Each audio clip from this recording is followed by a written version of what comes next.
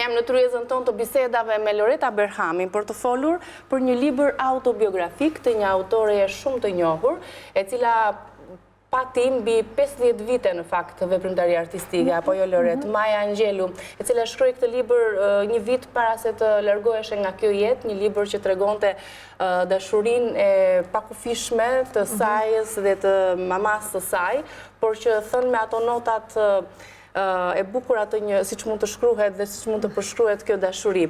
Mami, unë dhe mami, në fakt të të rejtë që në titull, dhe vendosit ta sjellësh në Shqip të libër. është libri pari kësaj autore këtu në Shqipëri? Në Shqip, Angelou nuk është botuar asnjëherë, ajo është autore e 6 librave autobiografik në prozë, janë të gjithë autobiografik, plus i shumë përmbledhjeve me poezi, eseistik, ka qenë skenariste, këngëtare, aktiviste për të drejtat e grave, për të drejtat e njerëzve me ngjyrë në Shtetet e Bashkuara të Amerikës, një personalitet i jashtëzakonshëm.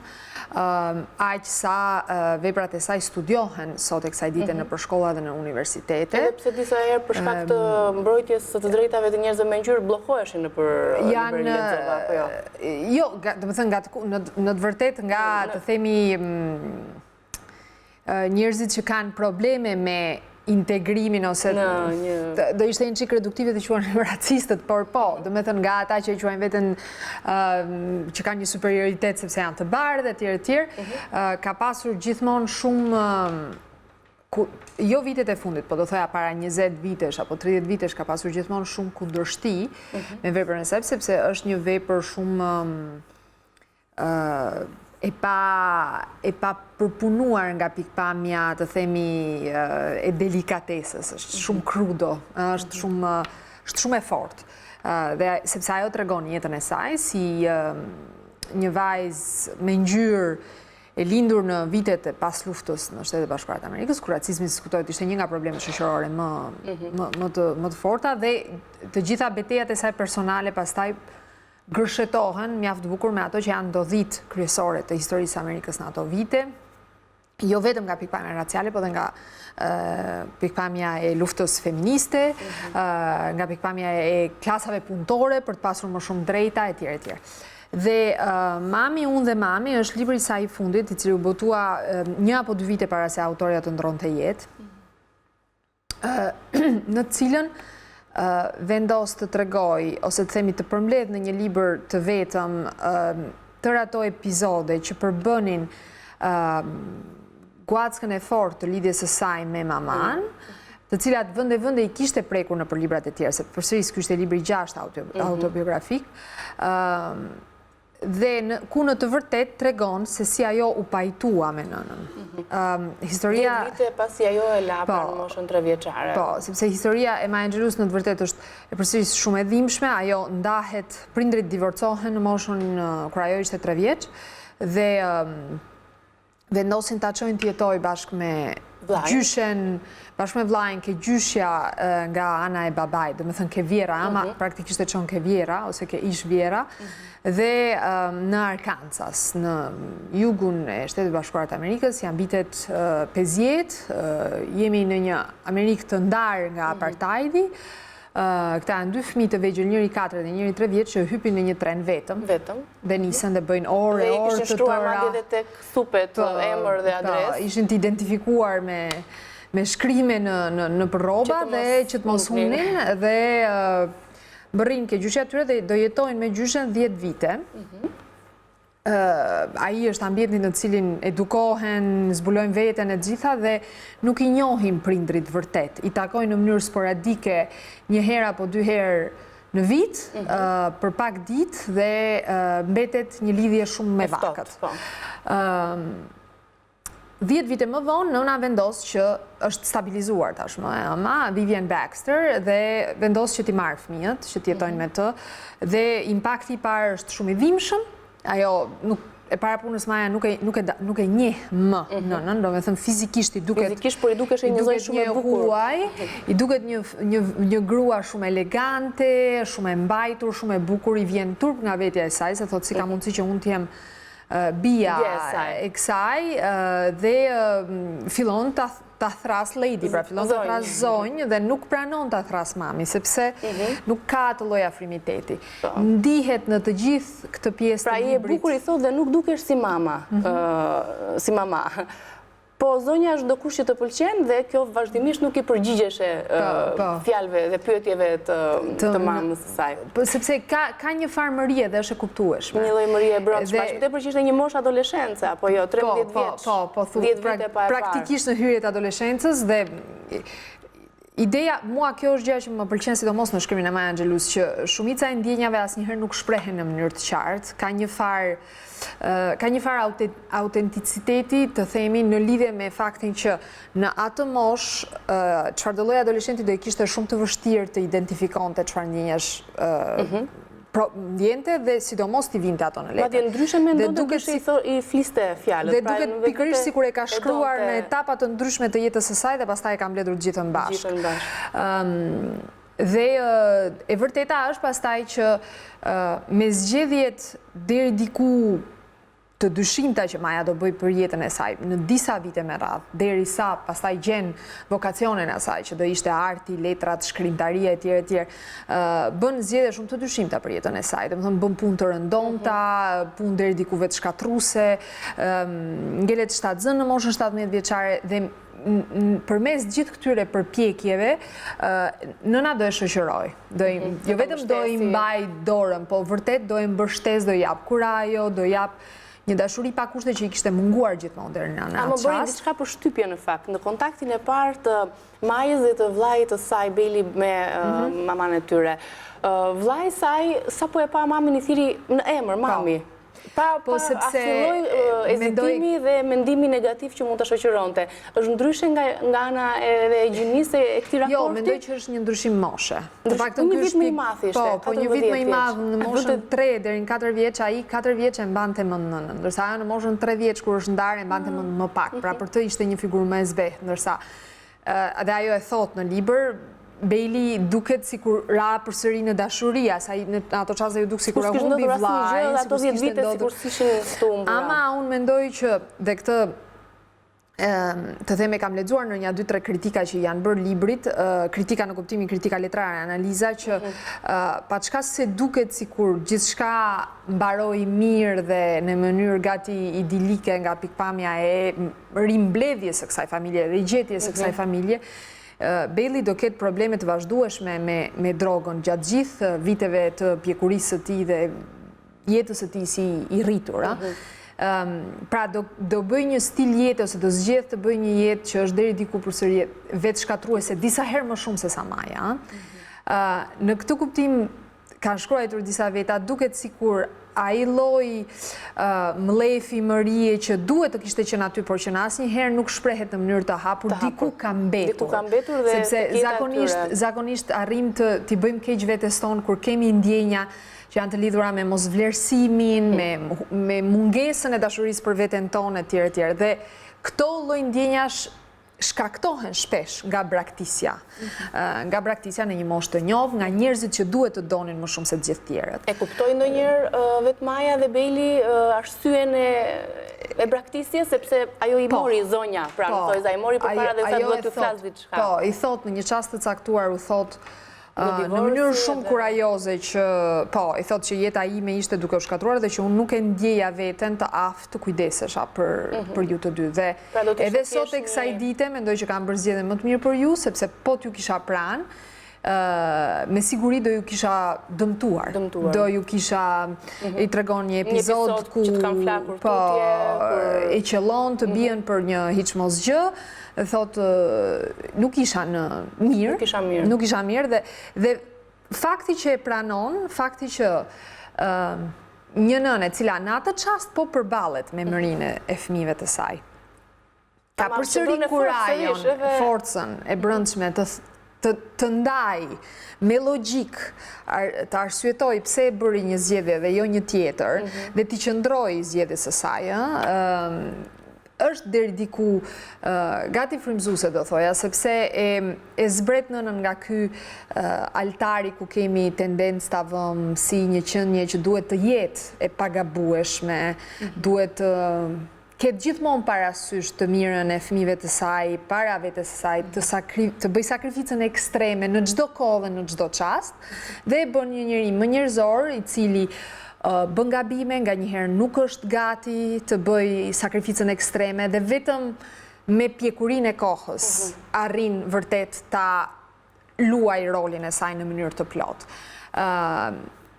Dikush mund të filloj të bëj pyetje të tilla, jo nuk më bëri mirë që i braktisi, duhet të kishte mbajtur fëmijët e të vazhdonte jetën. Ka gjasa që të jetë vërtet, por problemi është ky, ajo që ndodhi dhe pjesa e bukur e librit ose themun, pjesa që është frymëzuese është çfarë bën pastaj. Sepse të tërë bëjmë gabime. Kush më shumë e kush më pak, kush me dashme, kush në mënyrë koshente, të tërë bëjmë gabime. Çështja është çfarë mund të bësh pastaj për ta rikuperuar këtë lloj. Mami unë dhe mami, pra në dy faza, mami dhe unë, dhe pastaj faza tjetër unë dhe mami. Eksaktësisht. Dhe praktikisht është historia e një pajtimi, historia e një falje. Kjo është, dhe mua kjo është ajo që më ka pëlqyer më shumë, sepse mendoj që deri diku të tërë mund të identifikojmë me faktin që kemi pasur një konflikt me një apo me të dy prindrit, mund të jetë thjesht një fjalë goje, në shumicën e rasteve mund të jetë një epizod që na ka lënë një shihet keqe, dhe ka dhe njerëz që për vite nuk flasin me prindrit e tyre, për një moskuptim që mund të jetë thelpsor, që ka të bëjë me qenjen, që ka të bëjë me zgjedhjet e tua në jetë etj. Por rasti konkret që është deri diku ekstrem, sepse dhimbja dhe braktisja për 10 vite nuk është diçka që mund të anashkalohet lehtësisht, përsëri tregon se si ka mënyrë për ta rikuperuar këtë lidhje, ka një rrugë për t'i treguar fëmijëve të tu që paçka asaj gjëje që bëre ti përsëri vazhdon t'i duash dhe je e gatshme të bësh shumë. Kështu që në këtë kuptim për mua ishte një libër që më hapi syt deri diku, mbi çfarë do të thotë që roli i nënës nuk mbaron kurrë, nuk janë thjesht ato vitet e para që janë absolutisht të rëndësishme dhe edukuesme, po vërtet mund të bësh një ndryshim në jetën e fëmijëve tu edhe më vonë. Dhe absolutisht fundi është për të ndjekur, vazhdimi, sepse është një sugjerim i verës apo jo ky libër. Është libër që shumë i vlerësuar. Megjithëse është shumë i thellë, faleminderit, është i thjeshtë për të lexuar, kështu që mund të lexohet. Krudo siç e përshkrove. Pra është tamam autobiografik. Se dikush për shembull nga kritika lexova që nuk janë të rësisht autobiografike, por kanë krijimtari artistike, por gjithsesi sepse ajo ka revolucionuar zhanrin e autobiografisë në kuptimin që nuk i është përmbajtur nuk ka ndjekur as shpeshherë një logjik kronologjike apo një logjik që themi nuk rrotullohet rreth një ideje, dhe në këtë sens, duke u përmbajtur vetëm ke fakte dhe duke u i dhënë shumë pak gjykim atyre fakteve. Gjithmonë ndjehet nën tekst, po asnjëherë në mënyrë eksplicite, e ka revolucionuar zhanrin e autobiografisë dhe aq sa shumë kritik thonë është autobiografik, absolutisht faktet janë ato, por mund të shkruhet shumë mirë edhe si prozë mirëfillt, si trillim, sepse ka disa element që janë gati magjik. Libri i parë, nëse do të flisnim për disa sugjerime duke patur parasysh që nuk e di a mbështet libri nuk ka stin apo jo. Nuk është se në verë mund të lexojmë më shumë, apo ai që është lexues sistematik lexon si në verë dhe në dimër apo jo. Po gjithsesi për ta bërë pak më të lehtë për zgjedhjen. Çfarë do të sugjeroj në valixhe? Idenë e plazhit dhe të diellit që të trullos dhe të lodh. Edhe të malit. Edhe të malit. Dhe që do diçka që të mos kërkoj përqendrim të madh. Atëherë ne kemi një seri që është ende relativisht e vogël, po që do të zhvillohet që titullohet Fluturzat.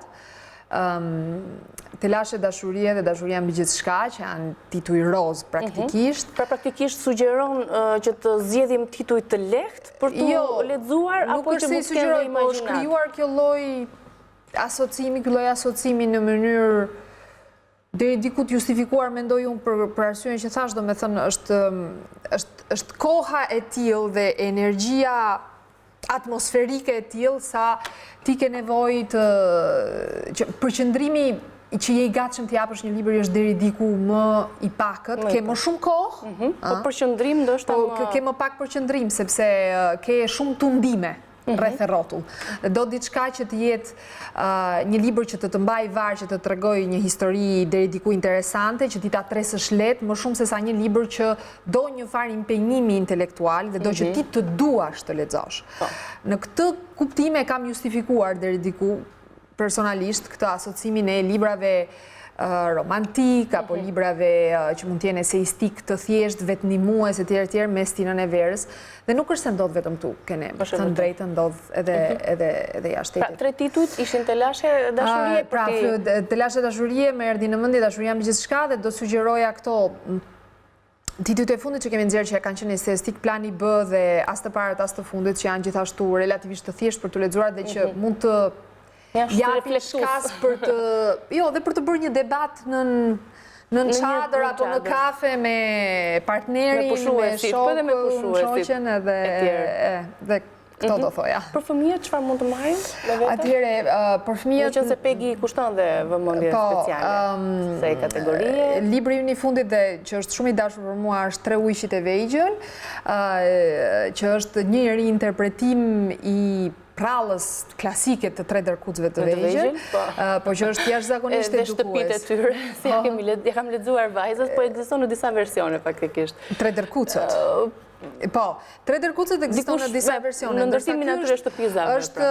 Ka gjithmonë një ndërtim shtëpie, po i keqi nuk është, domethënë, rreziku nuk vjen më nga ujku, po vjen nga derri, dhe është një tjetër lloj rreziku. Pra nuk është thjesht një reinterpretim të themi janë ndryshuar personazhet dhe aq, po është ndryshuar vërtet ideja në thelb. Kështu që është një nga ato libra që vërtet do sugjeroja prindërit e fëmijëve 5 vjeç, 6 vjeç ta lexojnë bashkë me fëmijët dhe të mundohen dhe t'i ndihmojnë fëmijët që ta kuptojnë se pralla për t'u lexuar lexohet shumë kollaj, po mesazhi është i thellë. Aty madje duhet të përqendrohemi më tepër. Për mamat në pritjen e ëmbël si Lori. Çfarë do të kenë vetë edhe të për mamat në përveç. Dhe çfarë po lexon vetë përveç Mami, unë dhe Mami? Mami, unë dhe Mami. Atëherë, ne kemi botuar para shumë vitesh një libër që mua më ka ndihmuar shumë në shtatzanin time të parë, shtatzania ditë pas dite, ku tregonte praktikisht ke një faqe për çdo ditë të shtatzanisë tënde dhe të thotë se si ndryshon fëmia, se si ndryshon trupi jot, se si ndryshon gjendja emocionale, etj. Dhe ai libër më ka ndihmuar në atë fazë të jetës. Tani ajo ka kaluar dhe është faza e dytë kjo. Shtazania e dytë. Po kjo është shtazania e dytë. Pra që e ke kaluar një fazën e parë të këtyre reshtave. Dhe pastaj, unë po lexoj, unë gjithmonë edhe në shtazani, edhe në të themi jo në shtazaninë, por kur linda djalin e parë dhe tani që do bëhem përsëri nën, lexoj një libër që nuk është botuar në shqip faktikisht dhe që se dia do botohet në njëherë, sepse është një libër që të rrëfen se si, jo të rrëfen, po deri diku të jep këshilla shumë praktike se si të organizosh ditën e fëmijës, sidomos në hapat e parë, në mënyrë që të arrish që foshnja të flër sa më shumë, që të mos kesh probleme me, kupton që të flër vetë dhe të flër gjatë, por që është një libër shumë shtrëngues sepse kërkon orare dhe një rregull shumë strikt. Dhe nuk e di se sa i përshtatet mentalisht qytetit shqiptar. Unë e kam bërë, unë me djalin atë kam bërë dhe më ka ndihmuar vërtet dhe sot e kësaj dite kam një fëmijë që në moshën 4 muajsh deri në moshën 5 vjeçare flë vetë natën, nuk zgjohet asnjëherë. Dhe është një luks i madh. Është një luks i madh ky. Dhe për këtë arsye kam qenë e gatshme të bëj sakrificën e muajve të parë që ishte në këtë orë duhet ngrënë, në këtë orë duhet zgjuar dhe regjimi mirëfill. Dhe koha ime personale ishte shumë e kufizuar dhe mundësit për të bërë çfarëdo lloj gjëje tjetër ishin shumë të kufizuara, por prandaj them, është arsye zgjedhësh dhe e kam menduar gjatë ta botoja mos ta botojnë në shqip, por kam thënë nuk e di se sa do i përshtatet mentaliteti shqiptar që është një çik më spontane. Në orë të gjata ose ndoshta nuk kemi shumë të guximshme. Gjithsesi të uroj një shtatzani të ëmbël të bukur edhe mos e ndjesh fare këtë vapën. Shpresoj. Muajt e verës. Shumë faleminderit Loret për të gjitha botimet dhe sugjerimet që na sjell në vilën tonë. Ditë të bukur. Faleminderit. Shihemi pas publicitetit, do të gatuaj me Katerinën.